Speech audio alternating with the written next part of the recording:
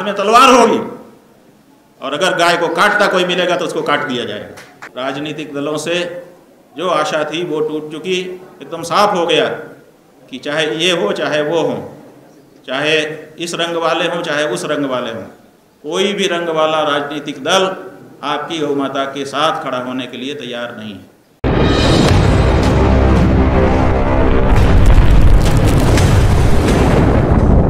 वाराणसी परिक्षेत्र के आप सभी सम्मानित पत्रकार बंधुओं को श्री विद्या मठ के इस पवित्र परिसर में हम स्वागत कर रहे हैं। बंधुओं, एक सवाल जो देश की अधिसंख्य गौभक्त जनता के मन में था, हम लोगों ने उसका उत्तर प्राप्त करने का प्रयास किया।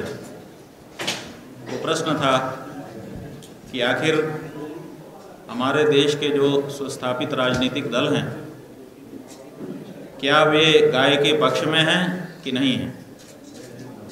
ये प्रश्न इसलिए उत्पन्न हुआ था क्योंकि जब बातें हम सुनते थे राजनीतिक दलों के और उनके नेताओं की, तो उसमें गाय के पक्ष में बातें कही जाती दिखाई देती थी, लेकिन जब गाय की रक्षा का प्रश्न सामने आता था तो कोई उसके लिए आगे आता हुआ दिखाई नहीं देता। आप इसी से अनुमान लगा सकते हैं कि स्वतंत्रता प्राप्ति के पूर्व से सनातन धर्मी गौ हत्या भारत में बंद हो इसकी मांग करते रहे हैं, लेकिन 78 साल बीत जाने के बाद भी किसी भी राजनीतिक दल ने आज तक ये उपहार हमको प्रदान नहीं किया। इसलिए हम लोगों के मन में ये बात थी कि ये साफ हो जाए कि आखिर ये राजनीतिक दल गाय के पक्ष में हैं कि नहीं हैं। तो इसके लिए कई बार प्रयास किया गया कि बताएं।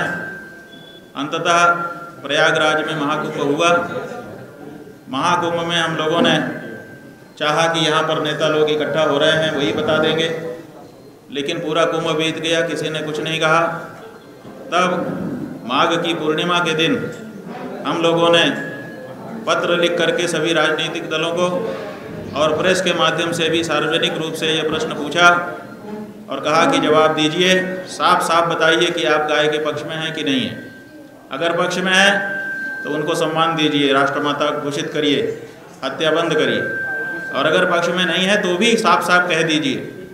हम अगर आप कहेंगे कि हम गौ हत्या के पक्ष में हैं तो हम आपके साथ तो नहीं खड़े हो पाएंगे, लेकिन आप साफ साफ कम से कम बात कह रहे हैं, इसके लिए हम फिर भी आपका आदर करेंगे कि कम से कम आप सच्चे तो हैं, जो आपके मन में है वो कह तो रहे हैं। और इसके लिए फिर 33 दिन का समय हमने दिया गौ माता के शरीर में जो 33 कोटि देवता हैं उनकी तरफ से कि 33 दिन और ले लो, इसमें विचार करके बैठक करके बताओ। 17 मार्च को 33 दिन पूरा होने वाला था। हमने ये कार्यक्रम बनाया था कि दिल्ली में रामलीला मैदान में जा कर के दिन भर बैठ करके अंतिम रूप से प्रतीक्षा कर ली जाए हिंदू जनता की ओर से। मैदान की अनुमति भी हमने ले ली थी, वहाँ पर मंच माइक आदि की व्यवस्था भी हो गई थी, बहुत सारे लोग भी आने वाले थे और हम वहाँ दिन भर बैठ करके हिंदू जनता की ओर से प्रतीक्षा करने वाले थे। लेकिन अचानक 1-2 दिन पहले ही लॉ एंड ऑर्डर का हवाला देते हुए हमारे अनुमति को निरस्त कर दिया गया और कहा गया कि अब आप यहाँ नहीं आ सकते। तो हमने कहा कोई बात नहीं, अगर हम नहीं आ सकते, वहाँ बैठ कर के आपके उत्तर की प्रतीक्षा नहीं कर सकते तो कोई बात नहीं है, हम दिल्ली की सड़कों पे चलते हुए प्रतीक्षा कर लेंगे, हमें प्रतीक्षा ही तो करनी है।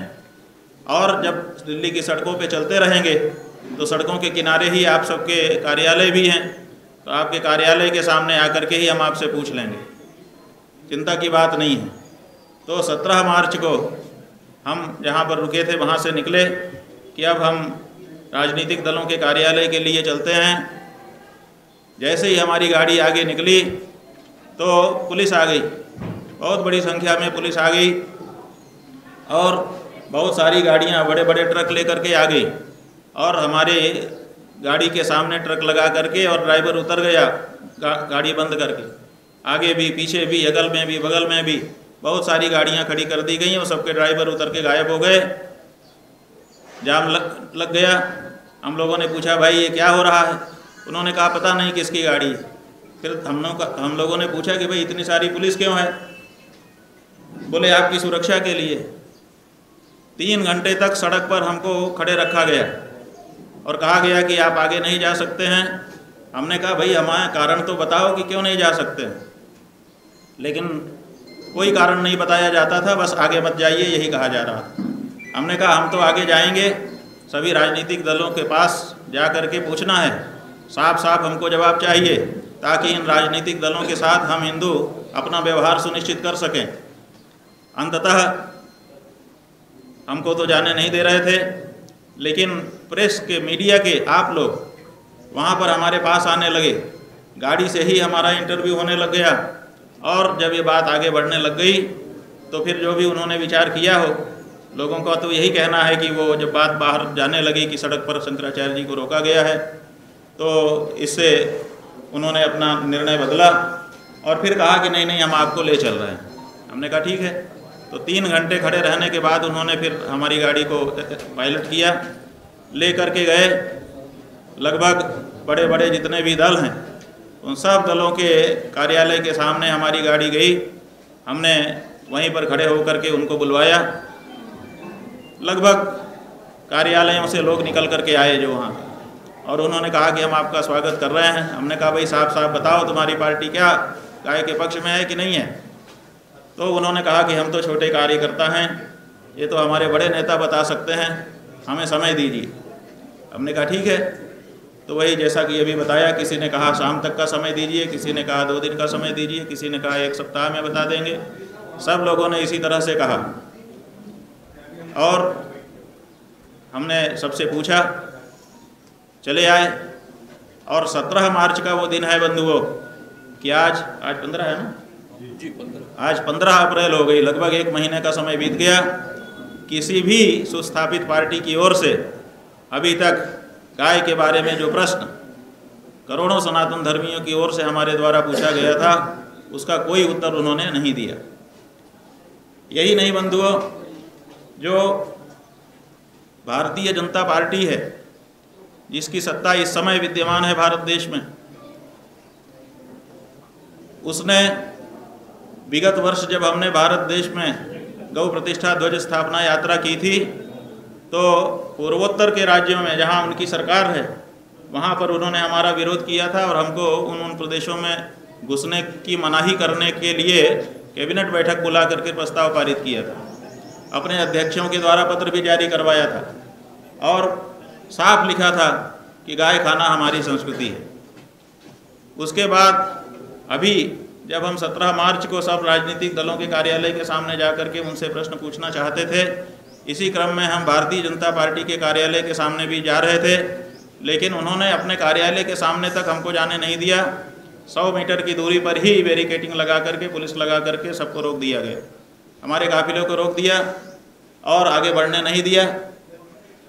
हमने कहा हम तो अपना प्रश्न पूछ रहे हैं, आपके उत्तर की अपेक्षा है, कह करके हम आ गए। यही नहीं, यही वो पार्टी है जिसने अभी आपने सुना कि धारा 370 हटाने के बहाने कश्मीर में जो गौरक्षा कानून लागू था रणवीर दंड संहिता के अनुसार, वहाँ पर बहुत कड़ी सजा थी गौ हत्या के लिए, उस कानून को भी इन्होंने हटा दिया। पूरे देश को बताया तक नहीं कि गौरक्षा का जो कानून कश्मीर में पहले से विद्यमान है हम उसको हटाने जा रहे हैं। किसी ने मांग भी नहीं की थी, कश्मीर के लोगों ने भी कि इस कानून को हटा दीजिए, लेकिन उस कानून को हटा दिया। तो पूर्वोत्तर के राज्यों में भारतीय जनता पार्टी के पदाधिकारियों के द्वारा लिखित रूप से, घोषित रूप से ये कहने कि गाय खाना हमारी संस्कृति है, आप गाय की बात कर रहे हैं तो मत आइए। कश्मीर में गौ रक्षा का जो कानून था उसको 370 धारा हटाने के बहाने से हटा देने के कारण और गौ माता के बारे में प्रश्न पूछकर उत्तर की प्रतीक्षा करने के लिए रामलीला मैदान में शंकराचार्य बैठने जा रहे थे, उसकी अनुमति को निरस्त कर देने के कारण, और जब सवाल पूछने के लिए उनके कार्यालय के सामने जा रहे थे तो दूर ही रोक देने के कारण बहुत साफ हो गया कि भारतीय जनता पार्टी भी, इसलिए हम ये भी शब्द पर जोर दे करके बोल रहे हैं क्योंकि और से तो बहुत कम आशा है, इनसे ज़्यादा आशा थी, लेकिन ये भी गाय के पक्ष में बिल्कुल खड़े नहीं हैं। और 78 साल से जैसे सभी राजनीतिक दल गौ हत्या को बढ़ावा देते हुए सत्ता संभालते चले आ रहे हैं, वैसे ही ये भी आगे संभालते रहना चाहते हैं। ये बात बहुत साफ हो चुकी। इसलिए आज आपके माध्यम से हम ये बात स्पष्ट रूप से घोषित कर देना चाहते हैं समस्त हिंदू समाज के सामने, गौ भक्तों के सामने, देशवासियों के सामने, कि ये बात बिल्कुल साफ हो चुकी है कि अब भारत में कोई भी ऐसा सुस्थापित राजनीतिक दल नहीं है जो गाय के पक्ष में खड़ा हो। इसलिए गौ रक्षा के लिए इनसे कोई उम्मीद, कोई आशा, कोई भरोसा, कोई संभावना अब आपको नहीं रखनी चाहिए और हमको भी नहीं है। पहली बात कि सभी सुस्थापित राजनीतिक दल बहुत साफ साफ अपने आचरण से ये बता चुके कि हम गाय के लिए कुछ नहीं करेंगे, चाहे आप कुछ भी करो। इसका मतलब है कि देश के बहुसंख्यकों की जो भावना है कि गौ हत्या बंद हो, उसके साथ उन्हीं का वोट लेने वाले राजनीतिक दल खड़े दिखाई नहीं दे रहे हैं। ये बात साफ हो गई। अब जब ये बात साफ हो गई है तो फिर गौ रक्षा के बारे में हम क्या करें? राजनीतिक दल अगर इसके लिए तैयार नहीं है तो क्या हम भी छोड़ दें? ये प्रश्न हमारे सामने है। तो हमने बहुत सारे सनातन धर्मियों से चर्चा की इसी बीच में 1 महीने में कि भाई ये बताओ कि राजनीतिक दल तो तैयार नहीं है, लेकिन आप तो मतदाता हो, आप क्या चाहते हो? तो बहुसंख्यक जो लोग हैं अपने देश में वो साफ साफ ये कह रहे हैं कि नहीं, हम गौ हत्या बंदी चाहते हैं, किसी हालत में गौ हत्या को हम स्वीकार करना नहीं चाहते। तो ऐसी परिस्थिति में गौ हत्या बंदी के लिए और गौ माता को हमारी परंपरा में जो प्रतिष्ठा प्राप्त रही है उस प्रतिष्ठा को पुनः प्राप्त कराने के लिए आवश्यक हो गया कि हम लोगों को इस कार्य के लिए अपने स्तर पर, स्वयं के भरोसे पर, अपने बल पर आगे बढ़ना होगा। तो अब हम लोगों ने यह तय किया है कि अपने भरोसे आगे बढ़ेंगे। आप सोचेंगे कि कैसे आप बढ़ोगे और आपका बल क्या है? तो बंधुओं, हम आपको बताना चाहते हैं कि राजनीतिक दलों का बल क्या है, पहले ये जान लीजिए। राजनीतिक दलों का कोई बल नहीं है। राजनीतिक दलों का बल देश के नागरिकों के द्वारा दिया जाने वाला जो मतदान है, वोट है, वही उनका बल है। अगर वो उनको मिलेगा तो वो बलशाली रहेंगे, और अगर नहीं मिलेगा तो उनका कोई बल नहीं है। तो ऐसी स्थिति में ये साफ हो जाता है कि हम नागरिकों के मत में ही बल है, किसी राजनीतिक दल में या किसी नेता में कोई बल नहीं है। तो जब बल हमारे हाथ में है तो फिर हम अपने बल का सही उपयोग करेंगे ताकि गौ रक्षा हो सके। और इसके लिए हमने ये संकल्प लिया, फिर से हम आपके सामने दोहरा दे रहे हैं, हमने ये संकल्प लिया कि भारत का एक वयस्क मताधिकार प्राप्त नागरिक होने के नाते हम ये संकल्प कर रहे हैं कि जो जो भी चुनाव होगा उसमें हम मतदान अवश्य करेंगे और उसी पार्टी या प्रत्याशी को वोट देंगे जो स्पष्ट रूप से गौ रक्षा के लिए और गौ हत्या बंदी करने के लिए अपने संकल्पों को सार्वजनिक कर चुका होगा।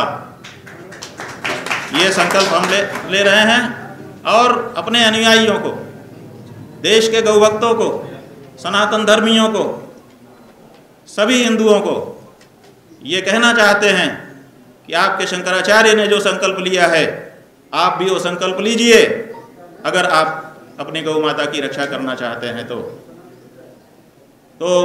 ये 3 कार्यक्रम हम लोगों ने अपने हाथ में लिए हैं। एक दोहे के माध्यम से हम आपको उसको सामने बता देते हैं। हमने संकल्प जो लिया है कि अब गौ माता की रक्षा के लिए क्या करना है, तो 33 कोटि गौ मतदाता, 33 करोड़ गौ मतदाताओं को संकल्प कराना, 3 लाख श्री रामाधाम। क्योंकि ये भी सवाल है, देश में नेता लोग प्रवचन करने के लिए खड़े होते हैं। हमने सुना एक बड़े नेता जो समाज में आदरणीय हैं, वो खड़े होकर के बोल रहे थे। उन्होंने बहुत सारी बातें की और अंत में क्या कहा?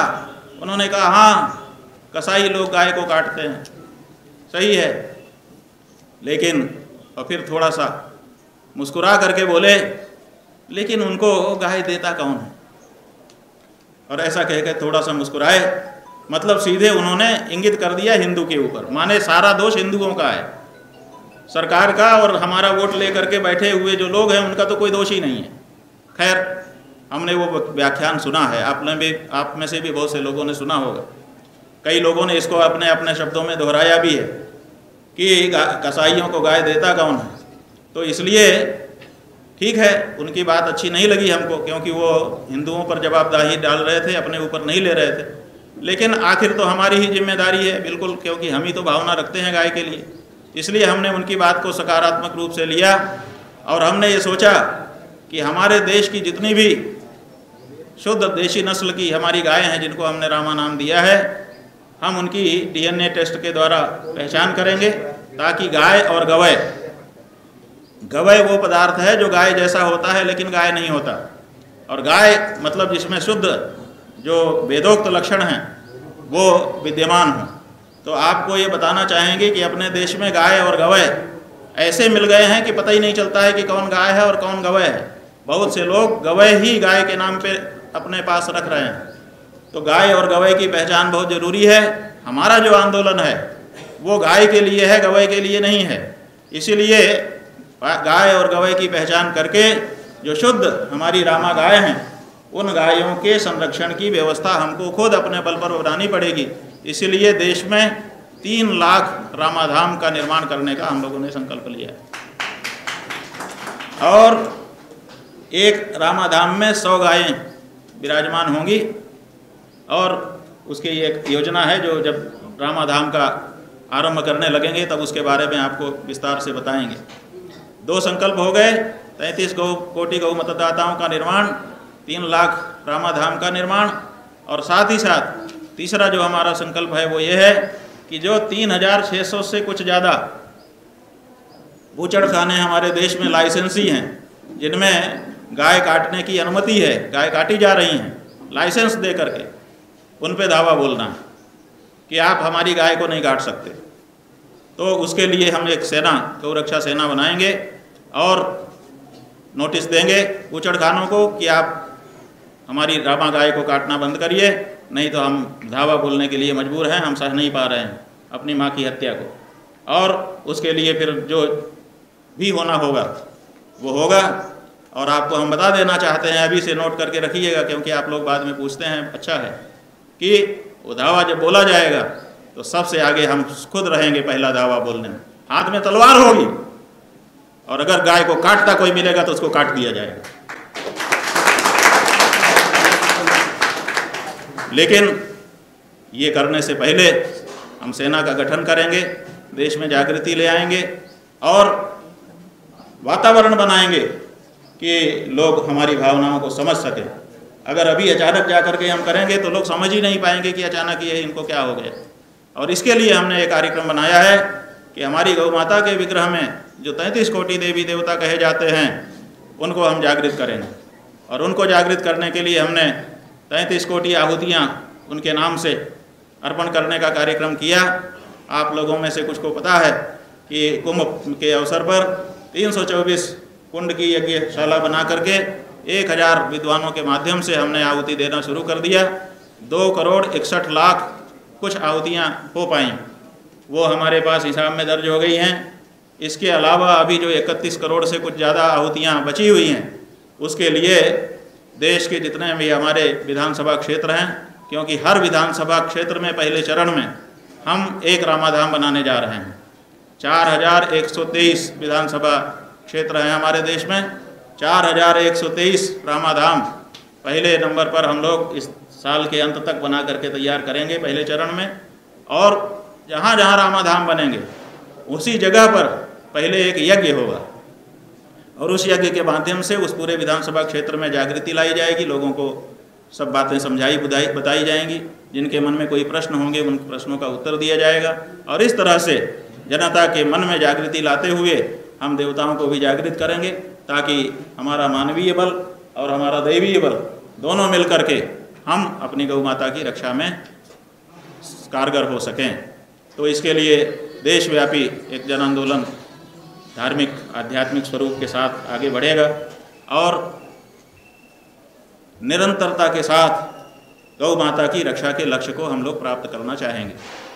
यही नहीं, क्या है, रुको। तो ये जो बात है हमने आपको बता दी। अब हमने सबसे पहले जो ये हमारा गाय का काम पूरे देश में शुरू होने जा रहा है, इसके लिए वाराणसी को पायलट प्रोजेक्ट के रूप में चुना हुआ है। वाराणसी में पहला पायलट प्रोजेक्ट हम लगाएंगे। वाराणसी की जो 5 विधानसभा है वहाँ 5 रामा धाम बनाने के लिए कल से ही प्रयत्न हमारे शुरू हो जाएंगे और देखते ही देखते 1 महीने में संभवतः हम वहाँ पर भूमि पूजन करके कार्य आरंभ करेंगे। चातुर्मास्य के पहले हमारे 5 रामा धाम तैयार होंगे और उसमें जो कमी बेसी रहेगी उसको हम लोग समझ लेंगे, ताकि चातुर्मास्य के बाद बाकी सभी क्षेत्रों के लिए हम रामा धाम का एक अच्छा सा परीक्षित मॉडल उन लोगों को प्रदान कर सकें, ताकि वैसे ही मॉडल में वो लोग रामा धाम की स्थापना वहाँ पर कर सकें। तो ये हम लोगों की बात है। हम लोग ये चाहते हैं कि कल परसों से ही एक यहाँ पर इंस्टीट्यूट भी खोल दिया जाए। वो इंस्टीट्यूट इस बात का होगा कि हम गोपालक ट्रेनिंग करवाना शुरू करेंगे, क्योंकि हमको जब 3 लाख रामा धाम बनाने हैं तो ट्रेंड वहाँ पर गौ सेवक भी, गोपालक भी चाहिए, जिनको सब बारे में जानकारी हो ठीक से, तो और उनको रोजगार भी मिल सके। 3 लाख रामा धाम का मतलब है गुणे 10 30 लाख। 30 लाख लोगों को तो सीधे रोजगार इससे मिलेगा और अवान्तर रूप से बहुत लोगों को रोजगार मिलेगा, क्योंकि जो हमारे गौ मतदाता होंगे वो गौव्रती भी होंगे, गौव्यों का सेवन वो करेंगे, उसके लिए संकल्पित होंगे। तो वो सब व्यवस्था भी हम लोग बनाएंगे। समय समय पर थोड़ी थोड़ी बातें हम विस्तार करके आपको बताते जाएंगे। आज मूल रूप से हमने बता दिया कि राजनीतिक दलों से जो आशा थी वो टूट चुकी। एकदम साफ हो गया कि चाहे ये हो चाहे वो हो, चाहे इस रंग वाले हों चाहे उस रंग वाले हों, कोई भी रंग वाला राजनीतिक दल आपकी गौ माता के साथ खड़ा होने के लिए तैयार नहीं है। और इसीलिए ये निश्चय किया गया है कि अब अपने बलबूते, हिंदुओं के बलबूते, हम आपको ये भी बता देना चाहते हैं कि हमारा जो ये आंदोलन चल रहा था, इसी बीच में बहुत से मुस्लिम नेताओं ने भी हमसे संपर्क किया, धार्मिक नेताओं ने, राजनीतिक नेताओं ने नहीं, मुस्लिम धर्म के लोगों ने। और उन्होंने कहा कि आपका ये आंदोलन बहुत अच्छा गाय के लिए चल रहा है, हम भी इसमें आपको सहयोग आप जो कहें करना चाहते हैं। हमने उनको धन्यवाद दिया और धन्यवाद देकर के कहा कि ये हमारी माता की रक्षा का प्रश्न है बंधु, जो गाय को माता नहीं मानता उसका सहयोग हम इसमें नहीं लेना चाहते। हम जो माता मानने वाले लोग हैं, हम अपने दम पर गाय को राष्ट्रमाता भी घोषित करवाएंगे और उनकी प्रतिष्ठा भी बहाल करेंगे। इसी तरह से कुछ ईसाई बंधुओं ने भी हमसे संपर्क किया था कि आपको सहयोग कोई चाहिए तो हम भी तैयार हैं, आपका आंदोलन अच्छा है। हमने उनको भी इसी तरह से विनम्रतापूर्वक धन्यवाद दिया और कहा कि नहीं, ये हमारी माँ का सवाल है, क्योंकि आप लोग अपने धर्म की दृष्टि से माता मानते नहीं हो।